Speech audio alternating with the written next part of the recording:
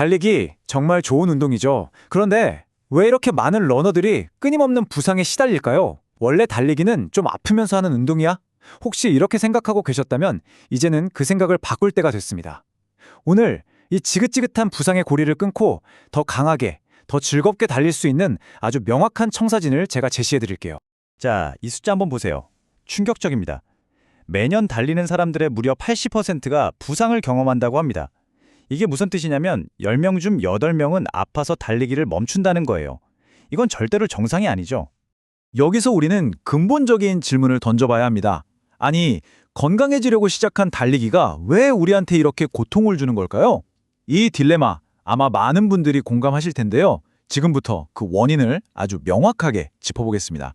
자, 그래서 첫 번째 파트, 러너의 부상 역설입니다. 왜 이런 이상한 일이 벌어지는지 그 핵심 원인을 같이 한번 진단해보죠. 모든 부상의 핵심에는요, 바로 조직 수용력이라는 개념이 숨어 있습니다.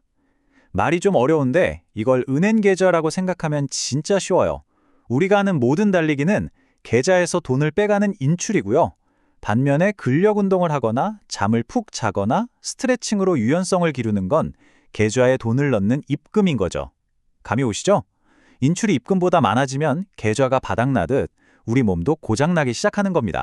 달리기가 얼마나 큰 인출인지 한번 볼까요? 우리가 한 걸음 딱 한 걸음을 내디딜 때마다 우리 몸은 자기 체중의 약 2.5배에 달하는 충격을 그대로 흡수해야 합니다.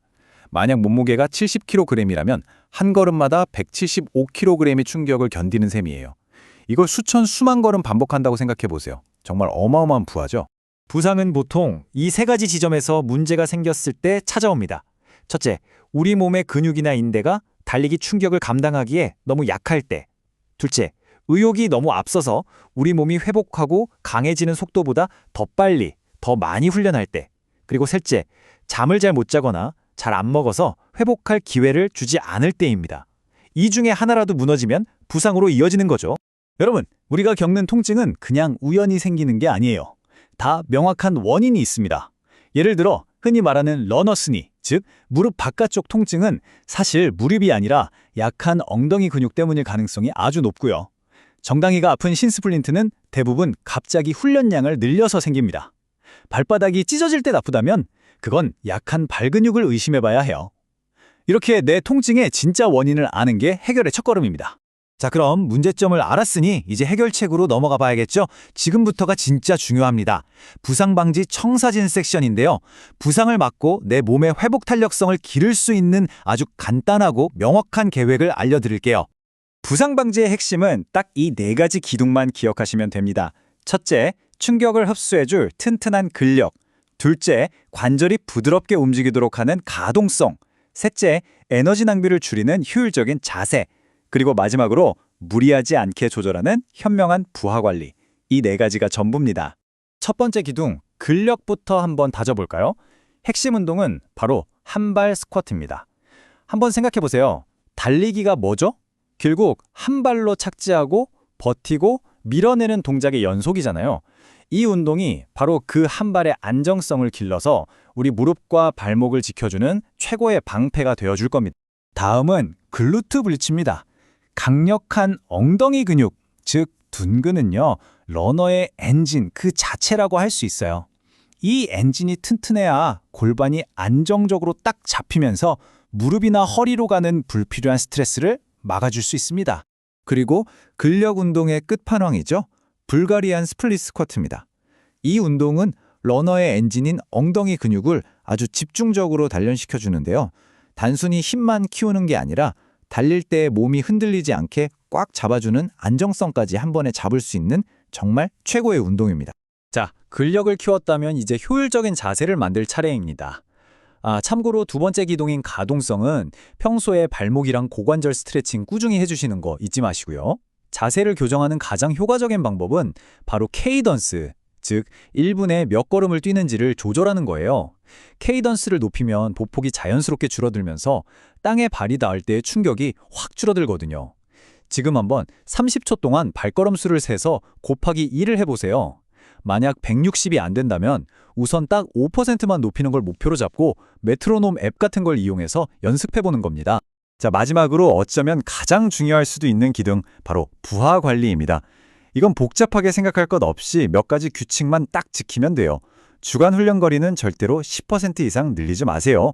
그리고 충격 흡수 기능이 다 닳아버린 낡은 러닝화는 부상의 주범이니까 500에서 800km 정도 뛰었다면 과감히 교체해 주세요. 특히 부상에서 막 돌아왔을 때는 조급해하지 말고 예전 훈련량의 절반부터 아주 천천히 시작하는 게 핵심입니다.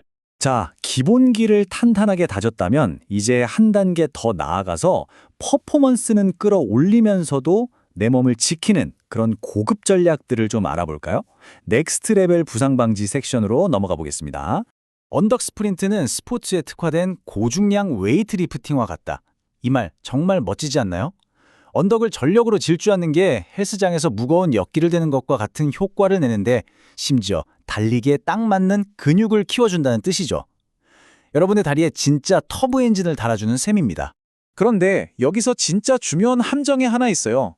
많은 분들이 헷갈리시는데 언덕 스프린트랑 언덕 반복 훈련은 완전히 다른 운동입니다. 스프린트는 8초에서 10초 동안 폭발적으로 질주해서 순발력과 파워를 기르는 훈련이고요.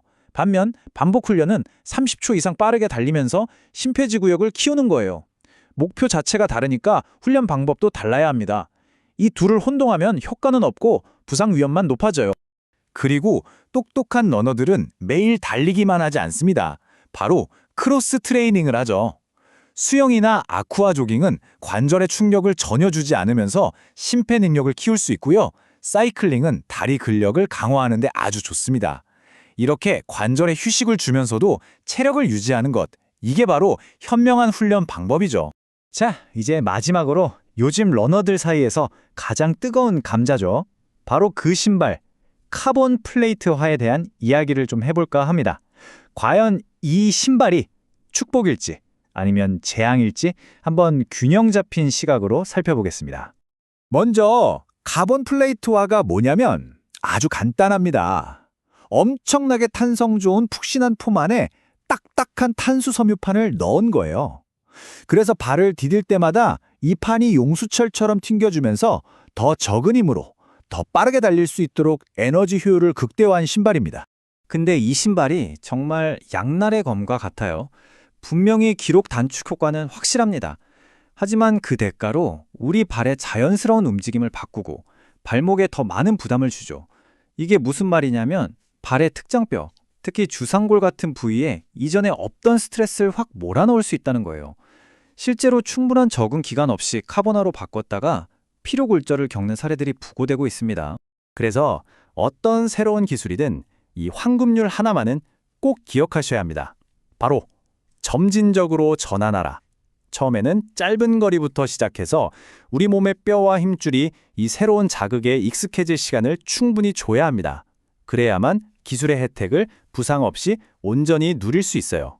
자, 오늘 긴 이야기를 마무리하면서 이 문장 하나는 꼭 마음에 담아가셨으면 좋겠습니다. 우리의 목표는 단순히 기록을 몇 초 단축하는 게 아니라 오랫동안 즐겁게 평생 달리는 것입니다.